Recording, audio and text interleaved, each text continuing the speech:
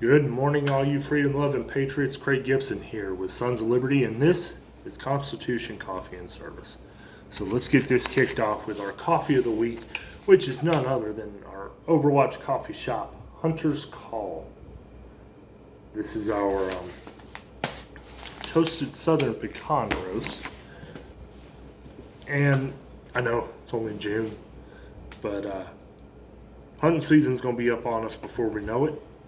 And we also, under new guidelines under the contract for Black Rifle Coffee, due to safety and health concerns, we can no longer do samples of their coffees, which, I totally understand. That's cool. But we will definitely keep doing our own samples of our own coffee. Let's see, last I heard, I believe beans have been picked up. The roasting has begun. So hopefully this week, first part of next week, we should have restock on our current coffees. Protectors of the Constitution, Hunter's Call, American Pride, Ladder Company, Code 4, and Java Grenade. But also our two newest flavors, Sheepdog, which is an Irish cream flavored coffee, and Tachycardia, in honor of our EMS. And that one is, it's a blend of like rum and Irish cream, vanilla, and a couple other flavors. Really a good coffee. So definitely stop in this week, give this a try. We'll be brewing it up all week long, and hopefully by next week we will have our newest coffees out. All right, Constitution. Well, for like about the last 12 years, and even prior to that, we have seen not only our Constitution in action, but also some serious violations of that Constitution. But, sometimes you got to learn the hard way, and sometimes you got to learn hands-on. So let's get on with Article 4 this week. So Article 4 is pretty straightforward. It's an article pertaining more to the states than anything else. 4 sections long, so not overly long. Section 1 just basically talks about how each state will have full faith and credit for public acts, judicial proceedings, records. Now, of course, Congress can enact laws or procedures on how that all plays out. For the most part, as long as the state is following the Constitution and legal guidelines, they're pretty much free to kind of work it their own way. But at any given time, the Congress can step in and say, no, we don't want it that way anymore. Section 2, citizens of this country, regardless of what state you're in, has the same privileges and immunities in, say, Tennessee as you do in California under under federal law. Now, each state does enact its own laws, which can be a pain to keep up with.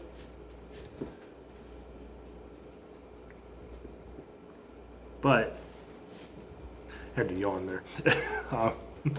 But ultimately, when it comes to federal law, every citizen has the same rights nationwide. Now, if you were to commit a crime, say here in Tennessee, and then escape to California, Tennessee could actually extradite you back and hold you accountable for that crime in the state of Tennessee under federal law. Now, there are some states that there's some extradition issues, but federally they could do this. If you were sentenced to hard labor. Now, we don't see a lot of that anymore. Sometimes, with the county courts and jail systems, you'll see county inmates out on a work release, working basically a chain gang without a chain. We see it a lot around here in our county. Inmates out there keeping the trash picked up or keeping city property mowed, county property mowed and cleaned up. Now, if one of those inmates was to flee to Alabama, that would not do away with that sentence. I mean, Tennessee could say, nope, bring him back. So now you're going to finish out that sentence plus anything else for the escape attempt. Section 3 talks about new states being admitted to the Union. So Congress, the legislature, has the jurisdiction to do this. And we saw just a few years ago where California had talked about splitting into 3 sections, 3 separate states. Well, no matter what the voters would have said, constitutionally, the only way that could have happened is if the legislature would have stepped in and said, okay, how is this going to work? We can do this. Throat's getting dry. So you can't form a new state within a state. I know there's a lot of people out there that would like to do that. You can't take 2 states and form a new state. There is a process and a procedure for all this. Congress. This is what's kind of funny here is Congress shall actually have the power to dispose of and make all needful rules and regulations respecting the territory or other property belonging to the United States. So, we've seen all kinds of ridiculous rules and regulations coming out in our lifetime if we look back through history and we see where different things happened. All right, Section 4. Section 4 talks about how the United States government guarantees every state a republican form of government and shall protect from invasion and domestic violence, domestic terrorism, international terrorism, attacks within each state. So, that's pretty much Article 4. It like I said, it's pretty straightforward. We have seen so many things happening, especially here in 2020. And, we've seen things prior to that. But right now, the people have just been proving my point more and more regarding our education system failing people. When people don't even understand how the government works, from your local to your state to your federal government, they tend to show their ignorance when they start talking. I've seen right here in Tennessee, Governor Lee being blamed for things that he didn't implement. Mayors implemented these things. The mayor of Nashville, for example. So why blame the governor? You see, but that's what usually happens. We vote people in based on what they tell us, filtering out about half of it and realizing that the other half probably won't all come to be. But we vote these people in, and you see people that vote strictly along party lines. So, of course, they don't want to admit that their candidate that they put in office is making mistakes. And we see that a lot with mayors and even some governors right now. And always the president. He's constantly attacked no matter what he does, no matter what he says. It's always wrong. It's always racist, whatever the case may be. But it's funny, over the last few months between the pandemic and now the riots that we see, I have been called several things. I've been called conspiracy theorist, liar, racist, okay?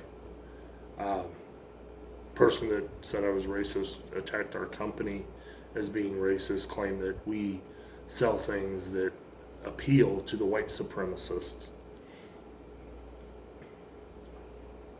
See, what her statement right there in itself is racist, because what she's saying is that only white supremacists buy firearms, ammunition, supplies for survival, for camping, fishing.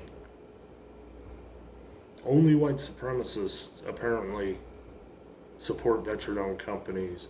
Only white supremacists believe in the flag, believe in America.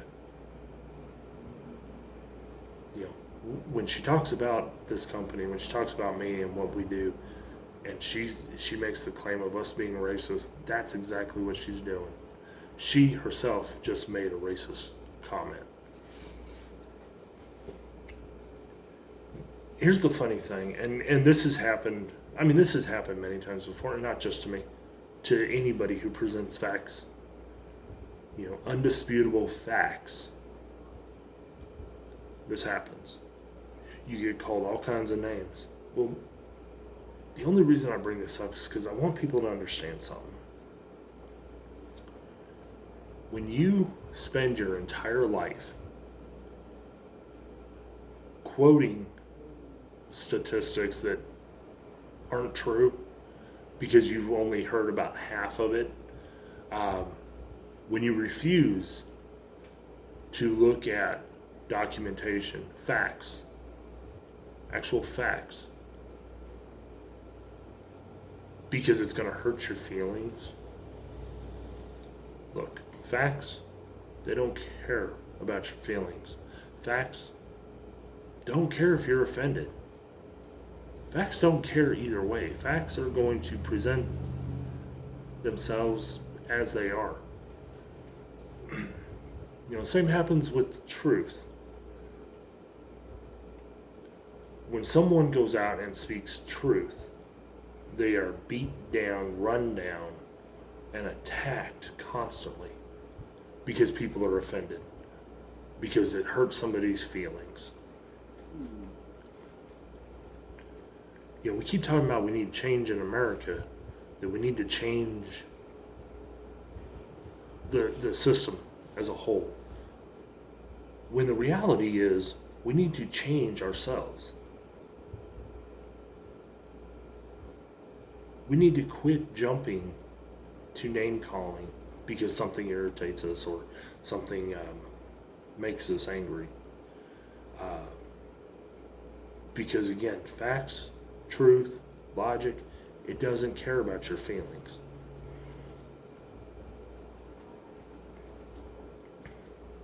It's been a fun couple of months. And, when the whole thing about racist and telling me I sounded like the president, which quite honestly, that was a compliment there. Because for all the, President Trump is racist, nobody's been able to prove that. Nobody's been able to show that. Because nothing he has said or done stands by that. You have no facts. You have no evidence to back up your claim. So no, I'm sorry. When you cannot present logical facts, no, I'm not going to buy into what you're saying.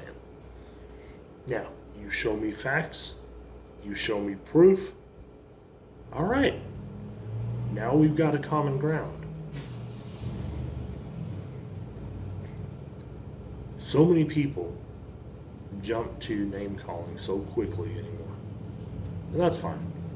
You can call me what you want. Because ultimately at the end of the day, the only people that matter are those that know me, those that I care about, and God. That's it. The rest of you out there that want to start name calling without having one shred of evidence, without having any facts whatsoever, go for it. doesn't hurt me one bit. Okay? Now, some of you might be thinking, well, so why are you bringing all this up? Again, it comes back to we have to change. We have to get over ourselves, and we have to start being willing to accept facts, to accept truth, regardless of how it makes us feel. I mean, let me just say this. If you ever look up the definition of racism, quite frankly, the Democratic Party is racist. Look it up. Just look it up. Now, that's just one man's opinion, okay? And based off my interpretation of what it says. Okay? You may disagree, and that's fine. Disagree. Good for you. At least you're thinking now. You know, and I know I say a lot of things on here, and I know most of the people that watch these videos, you guys already get this. Most of you know me. You know who I am, how I am. You know that I will be the first to stand up for anyone's rights, regardless of the color of their skin. Regardless of whether I agree with them or not. I will stand up for your rights. The only thing I ask is that you stop the name calling and reacting out of emotion. I mean, people being offended has gotten us to what? Where have we gotten with this? We've gotten to where they cancel a children's cartoon because of a police dog. We've gotten to where Elmer Fudd can't hunt to put food on his table anymore. Really? Elmer Fudd's been around for what, 50, 60 years? Maybe not that long, maybe longer. And now Elmer Fudd can't even put food on his table. Yeah, I know, it's a cartoon. It's an animated drawing. I get that. But essentially what we're saying is that if you have a gun, or heck, what's to keep them from stopping Bose next? If you're using a weapon, let's put it that way, because I wouldn't put anything past people that want to do away with them. If you kill anything with a weapon, even if it's putting food on your table, you're evil. Well, let's see. Your ancestors, how do you think they put food on the table? You think they just survived on vegetables? No. You think they didn't have dairy animals, goats, cows? No.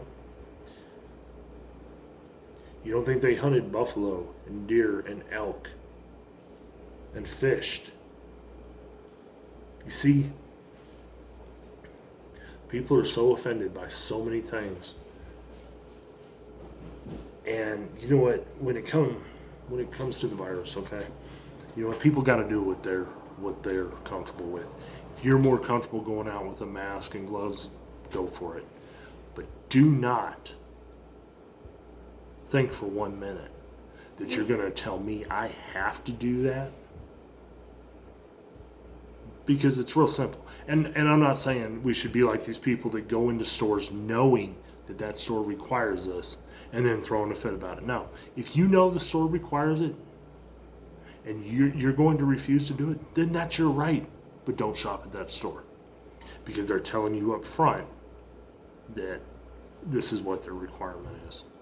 Even in cases where you pull up, and you know, stores should be telling people, hey, if you're going to come in here, you have to have a mask on. But, you know, you pull up and somebody stops you and says, where's your mask? You know, respectfully explain to them, look, you don't have anything telling me I needed a mask. I don't have one. Or if you do have one, go to the car and get it. You know. Because per, private businesses, okay? Private businesses are not what the Constitution was about. The Constitution is about protecting your rights from the government, from a tyrannical government, not private business. So guys, all I'm saying is be respectful, but be strong. Don't be afraid to stand up for yourself. Don't be afraid to stand up for your rights and the rights of others. If you're one of those that thinks that your feelings outweigh everyone's rights, you're wrong. Your feelings don't dictate my rights or anyone else's. Your feelings don't dictate facts. Your feelings don't dictate truth. We're seeing way too many people that are willing to compromise on their principles, on their rights, on truth, simply to appeal to everyone. That's not right. Okay, guys. So still this week, we got to give the love to our police officers, our National Guard, our first responders who are out there, who are just doing everything they can to protect the American people. And you know what? To the good healthcare workers out there, keep it up. To the healthcare workers who threw such a fit over people protesting to go back to work, but yet are out there right now taking part in protests, taking part in looting and rioting, you are a hypocrite. And just so you know, healthcare, the bad ones, the ones that want to dictate people's lives, let me tell you something. You don't control America. You don't control the people. If you're that concerned about contracting a virus, any virus, you're in the wrong line of work, because you are exposed to more things, deadlier things, than the current pandemic. So, yeah, it's political. It is. People can call me conspiracy theorist. You cannot put all this together without coming to a logical conclusion as to timing of things. And I'm not saying the virus itself. I mean, it's a virus. It doesn't care about politics. It doesn't care about religion. It doesn't care about freedoms. It doesn't care about age, gender, ethnicity. It doesn't care about any of that. It's a virus. But actions that have been taken. Anyway, guys, even with the troubles in this country, this is still the greatest nation on the earth. This nation has been blessed in so many ways. We have had our dark times. We have had our trials and tribulations. But guys, if we come together as Americans, not as black and white and brown and yellow and red, but as Americans, and we stop all the name calling, all the reacting out of emotion, and we stop and we realize that we all bleed the same color, that we all feel pain, that we all feel love, that we all have people we care for. As soon as we do that, we can start putting our country on the right path. Because as soon as we start loving our neighbors, our enemies, as we love ourselves, you know what? We can start putting this country back on the path that it was on.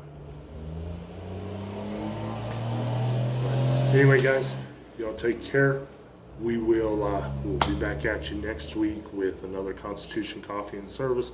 Moving on to Article 5. And Article 5's probably one of my favorites. One that I'm a big proponent of some things that need to take place right now. But we will be on to Article 5. Hopefully we will have new coffees in next week to start sampling. We will, as long as everything works out good with the videos, we should be uploading a Liberty History video this week. we will definitely be doing our Wednesday's Word this week. We will also probably actually get a prepping video in there. Yeah, it's going to be a busy week, but that's okay. People need it, right? Especially right now. And as always, faith, not fear. Fear gets us nowhere, guys. All right, we will talk to you later. You all have a great week.